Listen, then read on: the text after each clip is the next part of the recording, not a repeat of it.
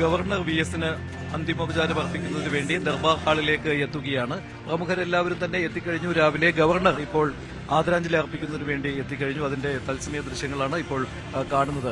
ഇപ്പോൾ തൽക്കാലം ജനങ്ങൾക്ക് ആദരാഞ്ജലി അർപ്പിക്കുവാനുള്ള അവസരം ഇപ്പോൾ കുറച്ച് സമയത്തേക്ക് ഉണ്ടായിരിക്കുന്നതല്ല. ഇപ്പോൾ ബാരിക്കേഡ് വെച്ച് തടഞ്ഞിരിക്കുകയാണ്. ഗവർണർ അന്തിമോപചാരം അർപ്പിച്ച് മടങ്ങുന്നതുവരെ സൌകര്യം ഉണ്ടായിരിക്കുന്നതല്ല. ഇപ്പോൾ താൽക്കാലികമായി തടഞ്ഞിരിക്കുകയാണ്. ഇപ്പോഴും റോഡ് കടന്ന് ക്യൂ വെളിയിലേക്ക് ഏതാണ്ട് 1 കിലോമീറ്ററോളം അടുത്ത് ക്യൂ ഇപ്പോഴും ഉണ്ട്.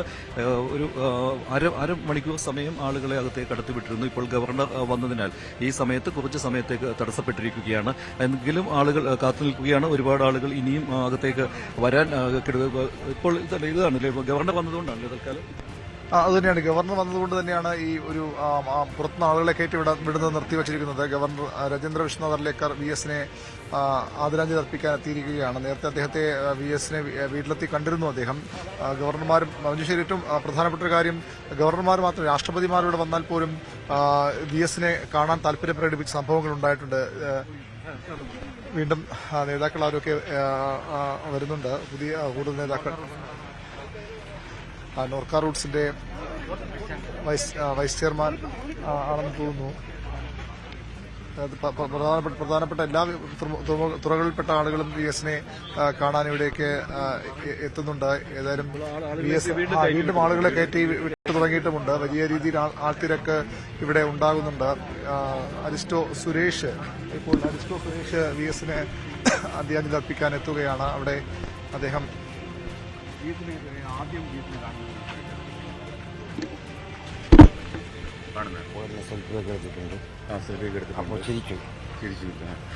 VSനോടുള്ള ഒരു സ്നേഹം തോന്നി, ഒരു ആരാധന തോന്നിയത് എപ്പോഴാണ്? ഞാൻ പറഞ്ഞില്ലേ, സമരമാണ്. VS അല്ല, അത് സമരമാണ്. ഇപ്പോൾ ശ്രീ സുരേഷ് പറഞ്ഞതുപോലെ VS സമരമാണ്. അദ്ദേഹം അതുതന്നെയാണ് VSനെ പറ്റി എല്ലാവർക്കും പറയാനുള്ളത്. അതുതന്നെയാണ്, VS സമരമാണ്. VS എന്ന പേര് പോലുമല്ല, സമരം തന്നെയാണ് ആ മനുഷ്യൻ എന്ന നിലപാടുള്ള അനേകം ആളുകളുണ്ട്. അരിസ്റ്റോ സുരേഷ്, സിനിമാ താരം കൂടിയായ അരിസ്റ്റോ സുരേഷാണ് ഇപ്പോൾ VSനെ ആ രീതിയിൽ രാവിലെ ഇവിടെ വന്നതിൽ കൂടുതൽ ആളുകളും ഇങ്ങനെ VSനോടുള്ള ഒരു ആരാധന അല്ലെ, അത് കൂടുതലായിട്ടുമുള്ള ആളുകളുണ്ട്. അത് തിരുവനന്തപുരം നഗരത്തിന്റെ പല ഭാഗങ്ങളിലുമുള്ള ആളുകൾ. അവർ ചോദിക്കുമ്പോൾ പറഞ്ഞിരുന്നു, നഗരത്തിന് തൊട്ടടുത്ത് തന്നെയാണ്, ഇവിടെ തന്നെയാണ് ഞങ്ങൾ താമസിക്കുന്നത്. പക്ഷേ വർഷങ്ങളായിട്ട് VSന്റെ പ്രസംഗങ്ങളും ഒക്കെ കേട്ട് VSനോടുള്ള ഒരു ആരാധന അവർക്ക് കൂടുതലായിട്ടുമുണ്ട്. അത് രാഷ്ട്രീയ പ്രസ്ഥാനങ്ങൾക്ക് ഉപരിയായിട്ട് ചില കാര്യങ്ങൾ തന്നെയാണ് അവർ പറഞ്ഞുകൊണ്ടിരിക്കുന്നത്. എന്തായാലും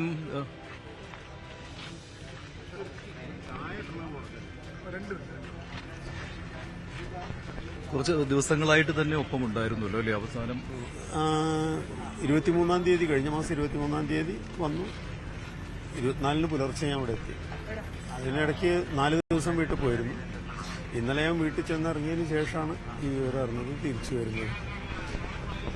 അപ്പോ കൂടെ ഉണ്ടായിരുന്നു. ബന്ധത്തെപ്പറ്റി ചോദിക്കുന്നില്ല, അത്രയും അടുത്ത ഒരു ബന്ധമാണല്ലോ അല്ലേ? ബന്ധം ഒരു പൊളിറ്റീഷ്യനുമായിട്ടുള്ള ബന്ധമല്ല, അല്ലാത്തൊരു രീതിയിലുള്ളൊരു ഹൃദയബന്ധം ഉണ്ടാക്കാൻ കഴിഞ്ഞ ഏക പൊളിറ്റീഷ്യൻ VS ആണ്. വേറെ എത്രയോ രാഷ്ട്രീയക്കാരോട് നമ്മൾ ഇടപഴകുന്നുണ്ട്. പക്ഷെ അത് ഇതെൻ്റെ അച്ഛനാണ്, അല്ലെങ്കിൽ അമ്മാവനാണ്, ചേട്ടനാണെന്ന് തോന്നുന്ന രീതിയിലുള്ളൊരു, അല്ലെങ്കിൽ എൻ്റെ ഒരു മെന്ററാണ്, എൻ്റെ ഒരു സംരക്ഷകനാണ്. ശരിക്കും ഒരു സംരക്ഷകനായിരുന്നു. എനിക്ക് വേണ്ടി ഫൈറ്റ് ചെയ്തിട്ടുണ്ട്. 2001 മുതൽ 2005 വരെ VS നടത്തിയ ഒരു ഫൈറ്റാണല്ലോ മൈക്രോസോഫ്റ്റിന്റെ കേരളത്തിൽ നിന്ന് പുറത്തു പോയത്.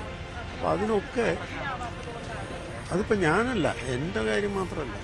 ഇപ്പം ഇവിടെ ക്യൂവിൽ നിൽക്കുന്ന ആളുകളെ ഞാൻ കണ്ടു, കുഞ്ഞികൃഷ്ണൻ മാഷ്, അങ്ങനെ ഒരുപാട് ആളുകൾ VSന്റെ പരിസ്ഥിതിയുടെ കാര്യത്തിൽ, അതല്ലെങ്കിൽ പിന്നെ സ്ത്രീ പീഡനത്തിൻ്റെ കാര്യത്തിൽ, അതല്ലെങ്കിൽ സുസ്ഥിര വികസനത്തിൻ്റെ കാര്യത്തിൽ, കയ്യേറ്റത്തിൻ്റെ കാര്യത്തിൽ, അഴിമതിയുടെ കാര്യത്തിൽ, അതിനൊക്കെ ഹാൻഡ് പിക്ക് ചെയ്ത് ചൂസ് ചെയ്ത് ആളുകളെ VS ഇങ്ങനെ റിക്രൂട്ട് ചെയ്യല്ല ചെയ്യുന്നത്. ഇവർക്കുണ്ട്, ഇവരും പറയാൻ എന്തോ മനസ്സിൽ തിങ്ങി നിൽക്കുന്ന ആളുകളാണ്. VSന്റെ ഒരു ടീമായിട്ട് മാറുകയായിരുന്നു. അവർക്ക് പറയാനൊരാൾ വേണം. VS കേൾക്കാൻ തയ്യാറാണ്, പക്ഷെ കേട്ടത് മുഴുവൻ വിശ്വസിക്കുന്നില്ല. VSനെ കൺവിൻസ് ചെയ്യിക്കാൻ നല്ല പ്രയാസമാണ്. വീണ്ടും വീണ്ടും ആവർത്തിച്ച് തിരിച്ചും മറിച്ചും ചോദിച്ച് അത്രയും ഉറപ്പായ ശേഷം എല്ലാ രേഖകളും കണ്ടിട്ടാണ് ഒരു കാര്യം കൺവിൻസ്ഡ് ആവുന്നത്. കൺവിൻസ്ഡായി അത് ടേക്കപ്പ് ചെയ്ത് കഴിഞ്ഞാൽ ദെൻ ഹീസ് ഓൺ ഇറ്റ്. പിന്നെ അതിൽ നിന്ന് പുറകിലേക്ക് പോകുന്നൊരു പ്രശ്നമില്ല. അതതിൻ്റെ അവസാനം വരെ അതിപ്പോൾ ബാലകൃഷ്ണപിള്ള കേസിലായാലും അതൊക്കെ ഏത് വിഷയത്തിലായാലും ശരിക്കും ഇപ്പൊ 2001, 2006 എന്ന് പറയുന്നത് VSന്റെ ഒരു പരുവപ്പെടലായിരുന്നു. ഒരു പ്രതിപക്ഷ നേതാവ് എന്ന രീതിയിൽ അദ്ദേഹം കേരളം കണ്ട ഏറ്റവും മികച്ച പ്രതിപക്ഷ നേതാവായി മാറുകയായിരുന്നു. പക്ഷെ അതിനുശേഷമുള്ള 5 വർഷവും ഭരണത്തിലിരുന്ന സമയത്തും ഒരു ഫൈറ്റർ തന്നെയല്ലായിരുന്നു. ഒരു ഫൈറ്റ് ചെയ്യേണ്ടി വന്ന ഒരു നേതാവായിരുന്നില്ലേ അദ്ദേഹം, മുഖ്യമന്ത്രിയായിട്ട് കൂടി? അത് പലരും പറയുന്ന പോലെ VSന്റെ ഉള്ളിലൊരു പ്രതിപക്ഷം പ്രവർത്തിച്ചുകൊണ്ടേയിരിക്കുന്നുണ്ടായിരുന്നു എന്ന് വേണം വിചാരിക്കാൻ.